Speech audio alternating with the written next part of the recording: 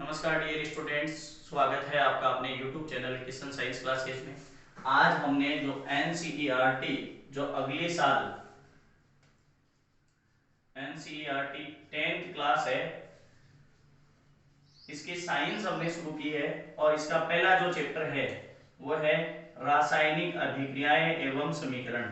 इसके बारे में पढ़ने वाले हैं, रासायनिक अभिक्रियाएं एवं समीकरण। अब देखिए, बात करने वाले हैं जो अपने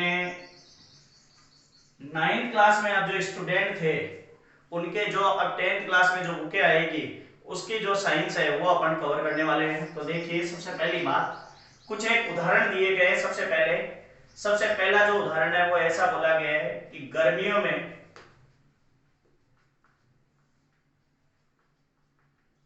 दूध को खुला छोड़ दिया जाता है। गर्मियों में दूध को खुला छोड़ दिया जाता है, यानी कि ढककर नहीं रखा जाता।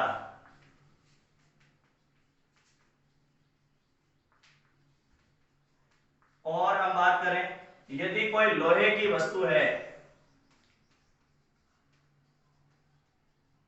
इसको यदि आर्द्र वायु में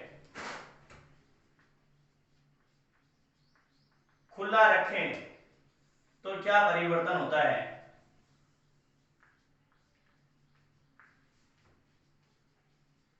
और बात करें, अगर गर्मियों के दिनों में यदि अंगूर को रख देंगे बिना पानी में डुबे हुए बाहर, तो अंगूर का किण्वन हो जाता है। अंगूर का क्या हो जाता है भाई? किण्वन होना। एक घटना और है, अपने मनुष्य द्वारा या मानव द्वारा भोजन पचाना। ये सारे क्रियाओं पर हम अध्ययन करेंगे। इन सारे जो क्रिया जो अपने जो परिवर्तन होते हैं, इन सब परिवर्तनों के बारे में सोचेंगे। तो देखो, सबसे पहले बात करते हैं दूध। तो ताजे दूध की जो पीएच होती है वो क्या होती है भाई? 6.4 होती है। ये क्या है? पीएच इसकी है भाई, ताजे दूध की। और पीएच क्या होती है? पीएच हमें सूचना देती है कि कोई पदार्थ कितना अम्लीय है और कितना क्षारीय है। यदि 0 से 7 के बीच में यदि किसी पदार्थ की पीएच है तो वो अम्लीय होगा,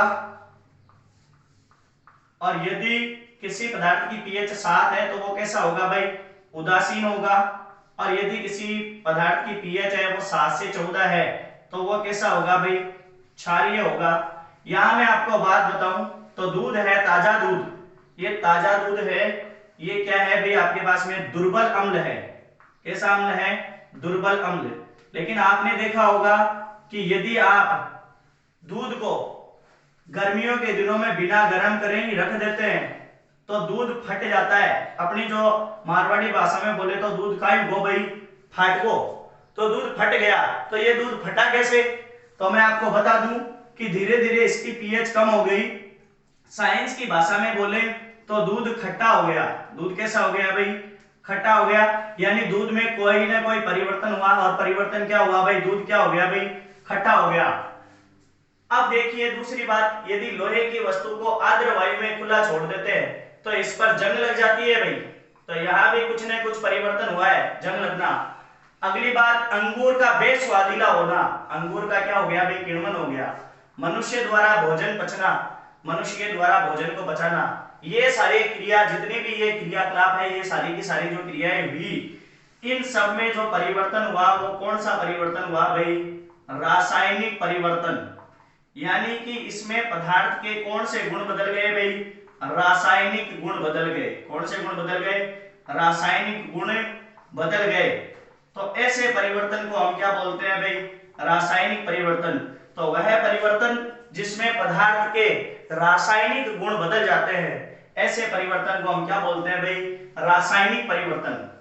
अब देखिए, अपने फर्स्ट पेज पे ये क्रियाकलाप दिया गया है कि एक मैग्नीशियम रिबन लो। क्या लेनी है भाई? क्रियाकलाप नंबर 1। कौन सा रिबन लेना है भाई? मैग्नीशियम रिबन लेना है, मैग्नीशियम रिबन। और इस मैग्नीशियम रिबन Mg, इस मैग्नीशियम रिबन को दहन करवाना है। इस मैग्नीशियम रिबन का क्या करवाना है? दहन तो केमिस्ट्री में हम क्या करते हैं भाई, स्प्रिट लैंप द्वारा क्या करवाते हैं भाई, किसी पदार्थ का क्या करवाते हैं भाई, दहन करते हैं। तो हमने मैग्नीशियम रिबन को किससे पकड़ा भाई, एक चिमटी से पकड़ लिया, और चिमटी से पकड़ने के बाद में इसका क्या करवाया भाई, दहन करवाया, और इससे जो राख बची इसे एक वॉच ग्लास में, कौन से ग्लास में, वॉच ग्लास में इकट्ठा किया। तो जैसे ही मैग्नीशियम रिबन जलता जाएगा, राख कहाँ आ जाएगी भाई, आपके वॉच ग्लास में इकट्ठी हो जाएगी। तो देखो मैग्नीशियम, सबसे पहली बात, मैग्नीशियम रिबन को जलाने से पहले इसको रेगमाल से रगड़कर साफ किया जाता है। क्यों? क्योंकि देखो पदार्थ दो प्रकार के होते हैं, एक तो धाह्य पदार्थ और एक होते हैं अधाह्य पदार्थ। अब धाह्य पदार्थ तो कौन से होते हैं, जो जलते हैं, और अधाह्य पदार्थ जो जलते नहीं है, जैसे मिट्टी हो गई, पत्थर हो गया, ये सब तो कौन से पदार्थ है भाई, अधाह्य पदार्थ है। और इसके अभी मैग्नीशियम के लिए हम क्या बोलेंगे, अशुद्धि। तो पहला इक्वेशन आपके है कि मैग्नीशियम रिबन को जलाने से पहले रेगमाल से रगड़कर साफ क्यों किया जाता है, ताकि मैग्नीशियम रिबन को जलाने से पहले मैग्नीशियम रेगमाल से रगड़कर साफ किया जाता है, क्योंकि उस पर जो अशुद्धि लगी हुई है, उस पर जो ऑक्साइड है, या हम बात करें कि उस पर जितनी भी मिट्टी है, धूल के कण है, वो सारी अशुद्धि अलग हट जाए और मैग्नीशियम रिबन का जो दहन है वो आसानी से हो सके। इसलिए हम मैग्नीशियम रिबन को क्या करते हैं भाई, रेगमाल से रगड़कर साफ करते हैं। अब देखिए जो अपने पास में जो धुआं उठी, ये धुआं उठी थी मैग्नीशियम ऑक्साइड की, और अपने पास में जो राख बच गई, ये राख भी बच गई किसकी भाई, मैग्नीशियम ऑक्साइड की। सबसे पहले मैं बता दूं मैग्नीशियम Mg, ये मैग्नीशियम आता है भाई 12 नंबर पे, इसका इलेक्ट्रॉनिक विन्यास होता है 1s2 2s2 2p6 और 3s2। देखिए 2 और 2 4 6 10 10 और 2 12। अब बात करेंगे यदि कोई बाह्यतम कक्षक में या तो 8 इलेक्ट्रॉन हो किसी तत्व के, यानी कि जिसका अष्टक पूर्ण हो, तो वो रासायनिक अभिक्रिया नहीं करता है, यानी कि वो एक्रियशील जो इलेक्ट्रॉन है, सॉरी एक्रियशील तत्व होता है।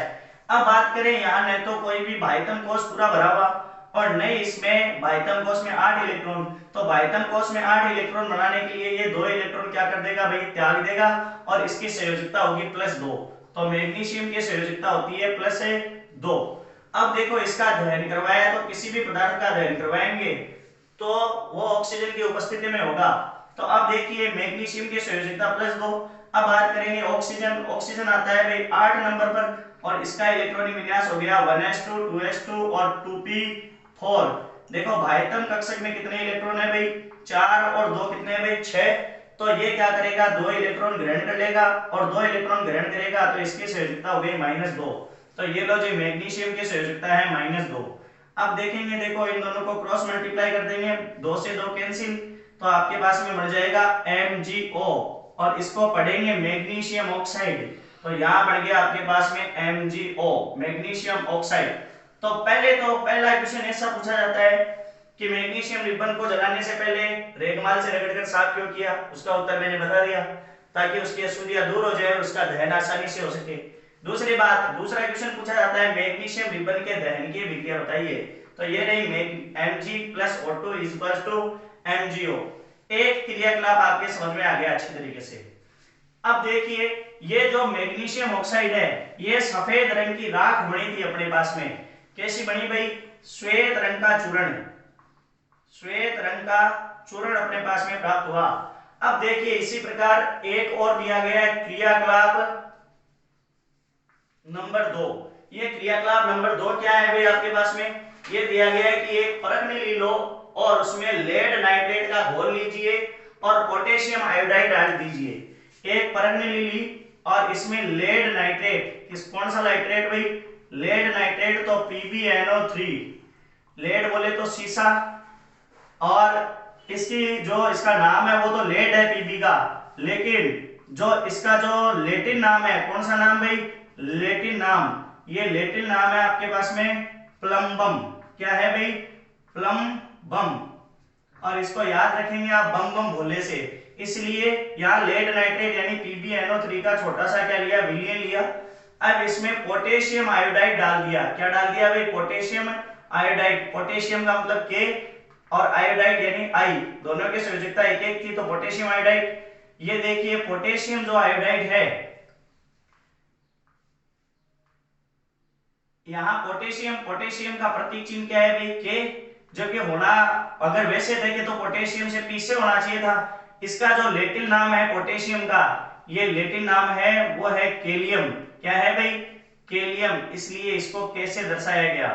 अब देखो बात करते हैं दोनों में कौन कौन सी अभिक्रिया होती है।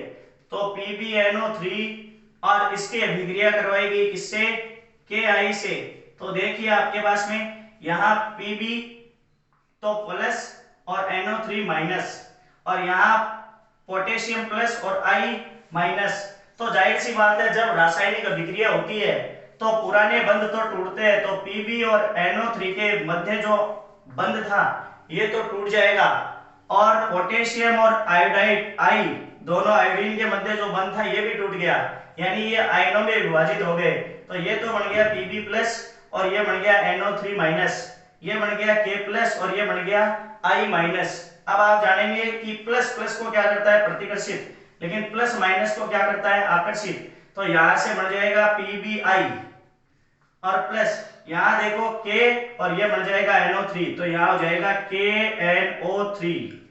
ठीक है, तो देखिए इस तरीके से आपके पास में क्या बन जाएगा भाई, PbI potassium iodide, sorry lead सीसा लेड आयोडाइड, और क्या बन जाएगा पोटेशियम नाइट्रेट। अब इस परख नली को आप छूकर देखेंगे, यदि इसे बाहर से छुएंगे तो छूकर देखने पर यह परख नली लगेगी भी आपको ठंडी। कैसी लगेगी, ठंडी लगेगी। तो ठंडी लगेगी इसका मतलब इसमें क्या हो गया, उष्मा का क्या हो गया भाई, हानि हो गई उष्मा की। अब एक जो क्रियाकलाप है वो तीसरा क्रियाकलाप इसकी बात करेंगे, क्रियाकलाप नंबर 3। क्रियाकलाप नंबर 3 है आपके पास में कि एक शंकु आकार का कोनिकल फ्लास्क लीजिए और उसमें H2SO4 का विलयन भर दीजिए, तनु H2SO4, और इसमें जिंक के दानेदार टुकड़े डाल दीजिए। तो देखो ये जो H तो प्लस और SO4 माइनस, तो देखो Zn इसकी संयोजकता होती है +2, और आपके पास में देखेंगे यहां से देख लेते हैं एक बार के लिए, ये क्रियाकलाप नंबर फर्स्ट, ये क्रियाकलाप नंबर थर्ड। H2SO4 इसकी संयोजकता, इसकी अभिक्रिया करवाई जिंक से, तो आपके पास में बन गया ZnSO4 प्लस H2। इस अभिक्रिया को जब आप कोनिकल फ्लास्क में ये अभिक्रिया करवाते हैं तो इसमें आप इसको छूकर देखेंगे, तो छूने पर ये कैसा होता है भाई, ये कोनिकल फ्लास्क थोड़ा क्या हो जाता है, गर्म हो जाता है। तो पहली बात तो ये, पहली जो रिएक्शन है इससे क्या क्या निकालेंगे अपन, तो किसी गैस का उत्सर्जन हुआ। सबसे पहले तो बात क्या हुई, गैस का उत्सर्जन, किसी गैस का उत्सर्जन हुआ भाई। दूसरी बात क्या हुआ भाई, अवस्था में परिवर्तन हुआ। दूसरी बात हो गई क्या भाई, अवस्था में परिवर्तन। अवस्था में परिवर्तन कैसे हुआ, देखो सबसे पहली बात ये कि मैग्नीशियम रिबन था, ठोस था, लेकिन अब अपने पास में जो प्राप्त हुआ वो क्या प्राप्त हुआ भाई, चूर्ण प्राप्त हुआ। और तीसरी बात, इन दोनों अभिक्रियाओं से ये हम पता कर सकते हैं कि इनके दोनों के ताप में भी परिवर्तन हुआ। और अब बात करेंगे कि मैग्नीशियम था, उसका रंग तो था अपने पास में हल्का काला, और यहाँ जो आपके पास में इसका चूर्ण जो प्राप्त हुआ, इस चूर्ण का रंग है आपके पास में श्वेत, तो रंग में भी परिवर्तन हुआ। तो इन तीनों क्रियाकलापों से हम क्या क्या निष्कर्ष निकाल सकते हैं, तो हमें कैसे पता चलता है कि कोई रासायनिक अभिक्रिया हुई है, तो हम यहाँ लिख सकते हैं रासायनिक अभिक्रिया को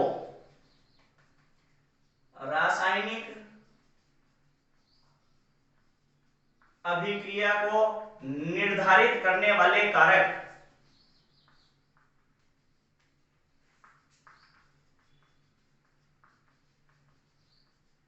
निम्न है। अब निम्न में से कौन कौन से कारक है ये देखेंगे। तो सबसे पहली बात, रासायनिक जब अभिक्रिया होती है तो किसमें परिवर्तन होता है भाई, अवस्था में परिवर्तन होता है। सबसे पहली बात तो ये अवस्था, लगभग पदार्थ की अवस्था 3 प्रकार की होती है, ठोस, द्रव और गैस। तो यहां आपने देखा। दूसरी बात यह है किसी गैस का उत्सर्जन होता है, किसी गैस का उत्सर्जन। अगली हम बात करें तो आपके पास में रंग में परिवर्तन हो जाता है। किसमें परिवर्तन होता है भाई, रंग में परिवर्तन।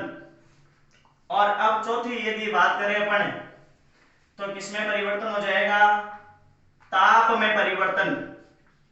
तो यदि इनमें से कोई भी परिवर्तन हो तो हम कह सकते हैं कि कोई ना कोई रासायनिक परिवर्तन हुआ है, अर्थात कोई ना कोई रासायनिक अभिक्रिया हुई है।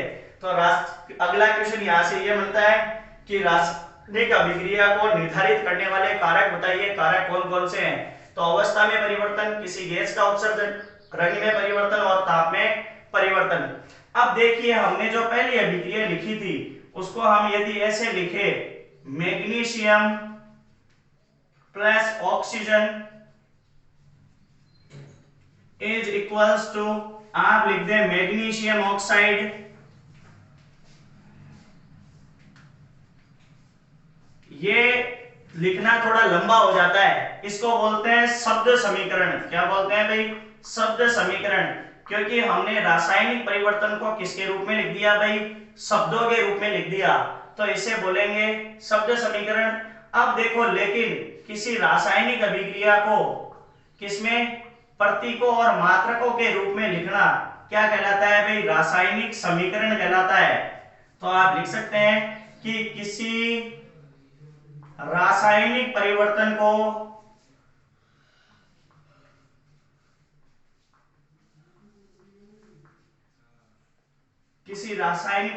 को तत्वों के मात्रकों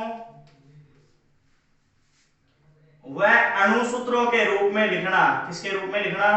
अणुसूत्रों के रूप में लिखना क्या कहलाता है भाई? रासायनिक समीकरण कहलाता है। अब हम बात करेंगे रासायनिक समीकरण के भाग। तो सबसे पहली बात तो देखिए कि ये जो रासायनिक समीकरण है, तो इस रासायनिक समीकरण के कितने भाग है? तो कुछ तो पदार्थ ऐसे हैं जो पहले प्रारंभ में थे और कुछ पदार्थ ऐसे हैं जो नए बने हैं। तो देखो, रासायनिक अभिक्रिया में भाग लेने वाले पदार्थों को अभिकारक बोलते हैं, इंग्लिश में बोलते हैं इनको रिएजेंट। और यदि रासायनिक अभिक्रिया पूर्ण होने के बाद में जो पदार्थ बनते हैं इसको बोलते हैं उत्पाद, और इसको बोलते हैं अपन क्या भाई? प्रोडक्ट। तो ये भी ध्यान रखेंगे।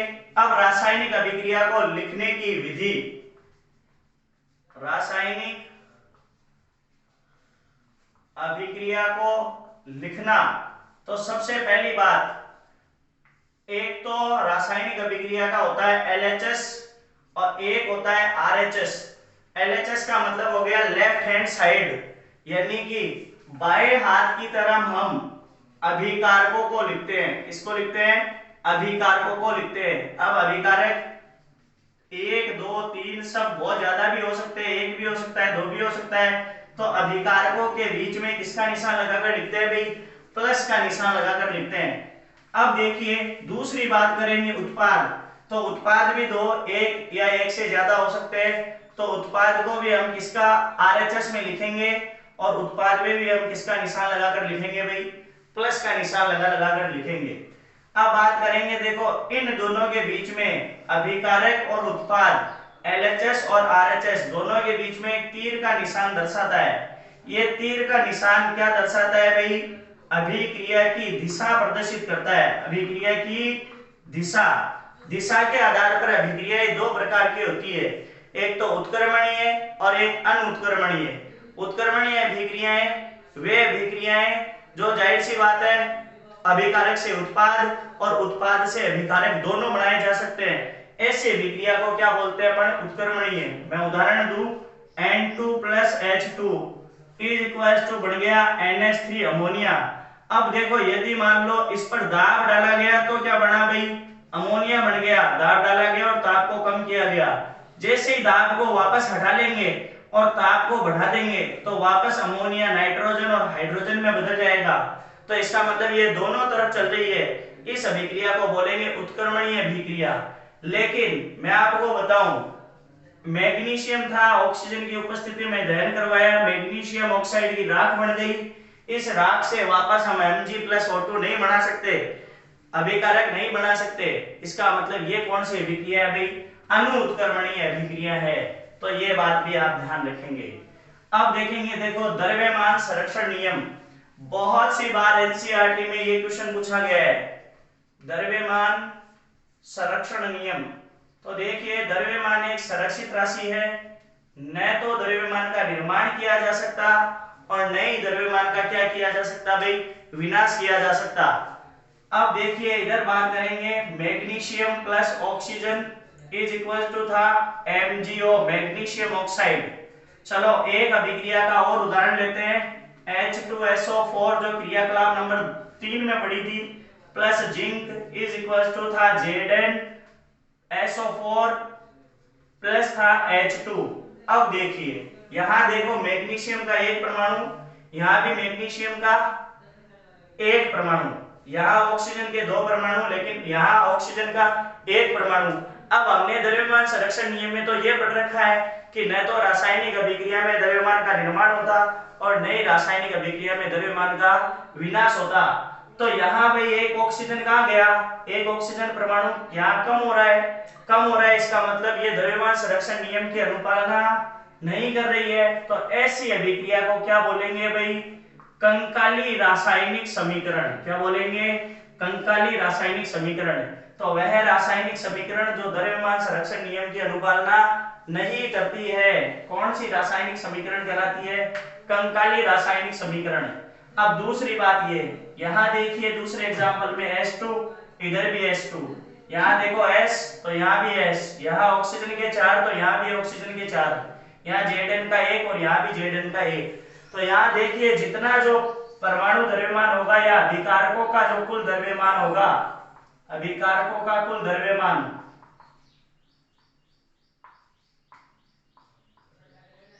ये उत्पादों के कुल द्रव्यमान के बराबर होगा। किसके बराबर होगा, उत्पादों के कुल द्रव्यमान के बराबर होगा। यानी कि हम ये भी बोल सकते हैं द्रव्यमान संरक्षण नियम में कि रासायनिक अभिक्रिया में अभिकारकों का कुल द्रव्यमान उत्पादों के कुल द्रव्यमान के बराबर होता है।